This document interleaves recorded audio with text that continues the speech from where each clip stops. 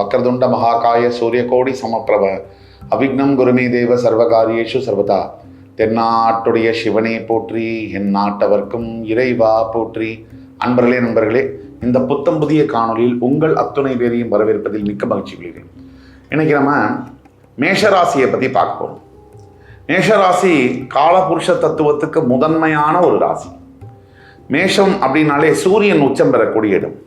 அப்போ இன்னைக்கு நம்ம பேசுகிற தலைப்புக்கும் இதுக்கும் நெருங்கிய தொடர்பு உண்டு.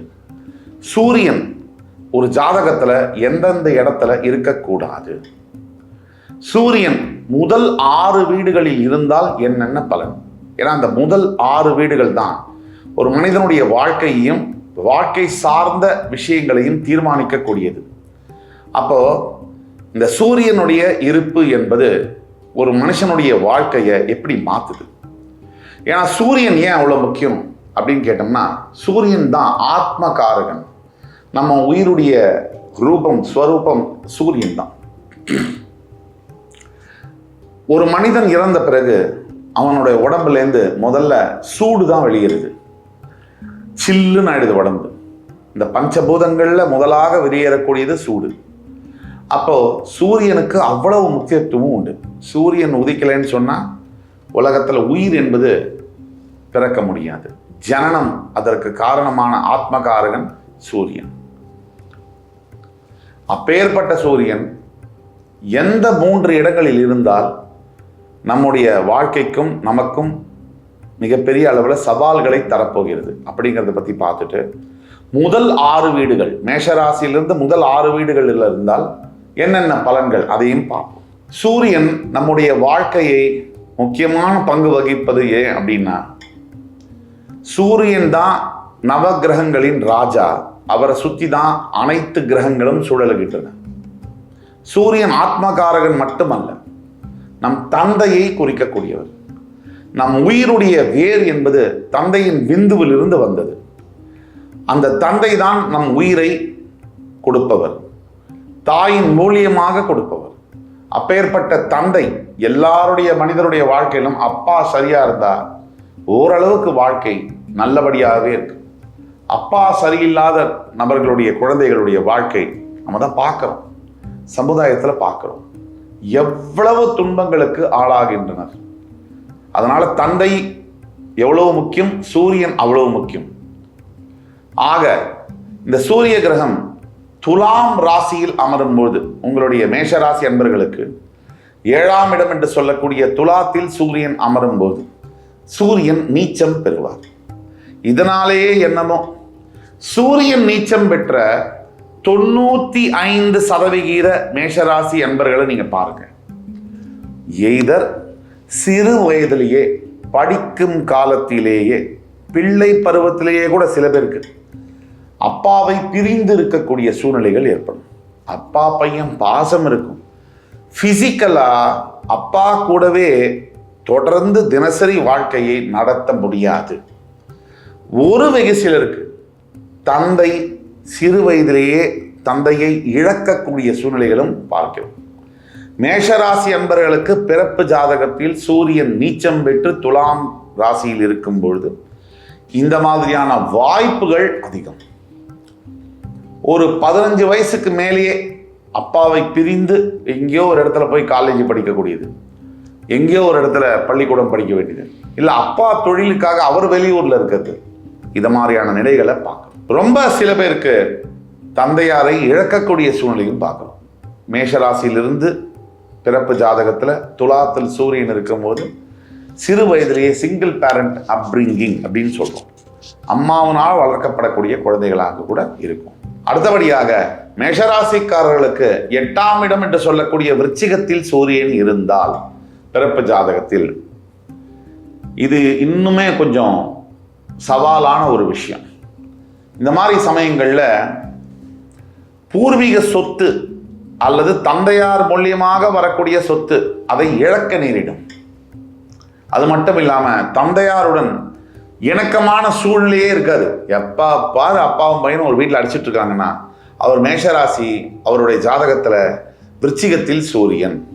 இது ஒரு அமைப்பு. இது மட்டும் தானா அப்படின்னு கேட்டீங்கன்னா மேஷராசிக்காரர்களுக்கு 8ஆம் வீடு விருச்சிகத்தில் சூரியன் இருந்தால் கண் மற்றும் எலும்பு சம்பந்தப்பட்ட ஆரோக்கிய குறைபாடுகள் வரக்கூடும்.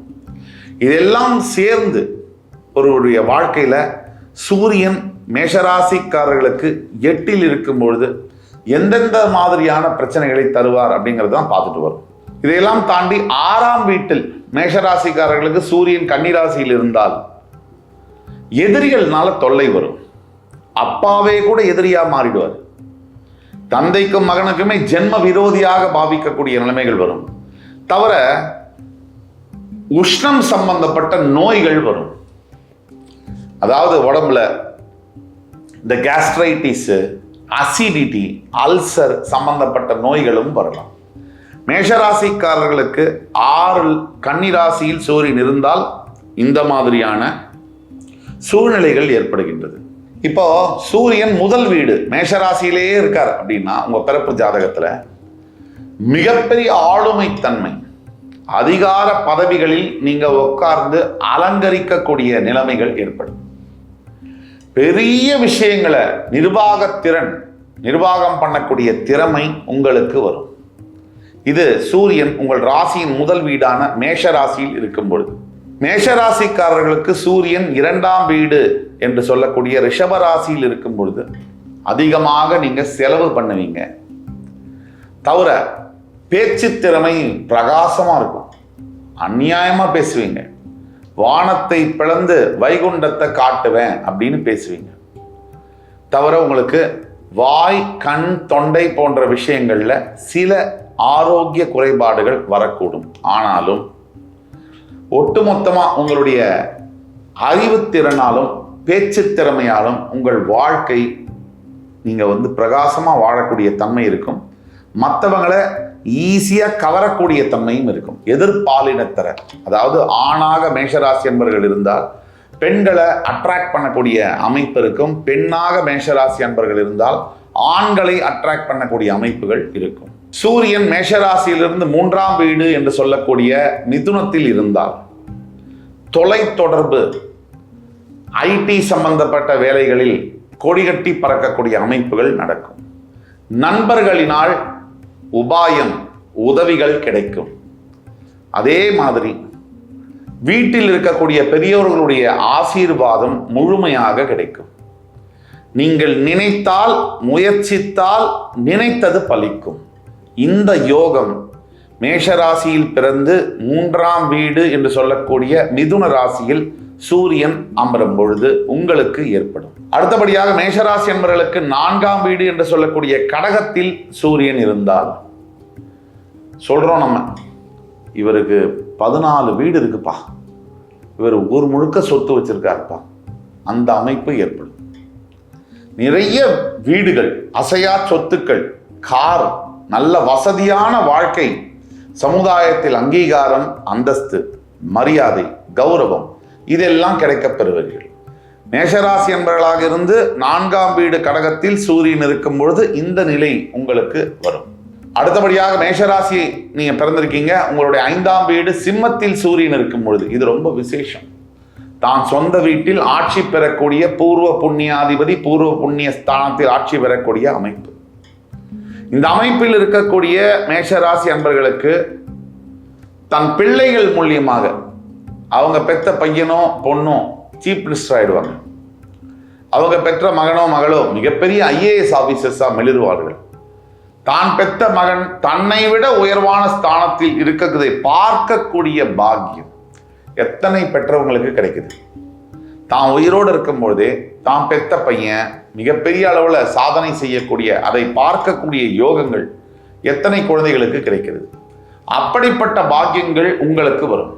நீங்க உயிரோடு இருக்கும் பொழுதே உங்கள் குழந்தைகள் பெரிய சாதனைகளை படைப்பதையும் அதை நீங்கள் பார்ப்பதையும் பார்க்கக்கூடிய யோகத்தையும் உங்களுக்கு தரும். கோடி ஜனங்களுக்கு மத்தியில நம்ம பெத்த பையனோ பொண்ணோ ஷைன் ஆறுது, பெரிய மேடை ஏறி மிகப்பெரிய அளவுல பிரகாசிக்கிறது, இதை பார்க்கக்கூடிய யோகம் உங்களுக்கு வரும். அடுத்தபடியாக மேஷராசி அன்பர்களுக்கு 6ஆம் வீடு என்று சொல்லக்கூடிய கன்னிராசியில் சூரியன் அமரும் பொழுது புரிந்து கொள்ள முடியாத நீண்ட கால நோய்கள் வரலாம். பேக் ஸ்டாபிங் என்று சொல்லக்கூடிய மறைமுக எதிரிகளிலால் தொல்லைகள் வரும். தான் பெற்ற தந்தையே தனக்கு எதிரியாக மாறக்கூடிய பாவங்கள் நடக்கும்.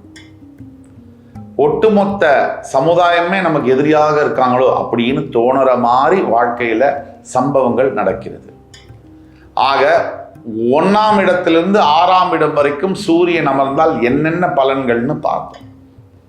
இப்போ உங்களுடைய பிறப்பு ஜாதகத்துல உங்களுக்கு சந்தேகங்கள் இருக்கு, உங்களுக்கு கேள்விகள் இருக்கு அப்படின்னா கீழே கொடுக்கக்கூடிய வாட்ஸ்அப் நம்பர்ல எங்களை காண்டாக்ட் பண்ணி ஆன்லைன் அப்பாயின்மெண்ட் வாங்கி என்னுடன் நேரடியாக 1-to-1 டிஸ்கஷன்ல நம்ம பண்ணும்போது உங்களுக்கான லைஃப் ப்ரெடிக்ஷன்ஸை மிக துல்லியமாக அக்யூரேட்டாக கணித்து தர முடியும்.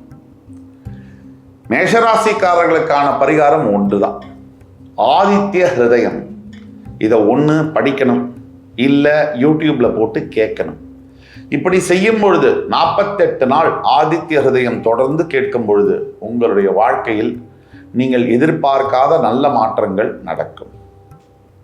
இந்த எபிசோடு உங்களுக்கு பிடிச்சிருக்கும்னு நம்புறேன். அடுத்து வரும் எபிசோட்ல மறுபடி வேறொரு சந்தர்ப்பத்தில் உங்களை மீண்டும் சந்திக்கும் வரை உங்களிடமிருந்து விடைபெறுவது உங்கள் சுபாஷ் பாலகிருஷ்ணன். நன்றி, வணக்கம், வாழ்க வளமுடன்.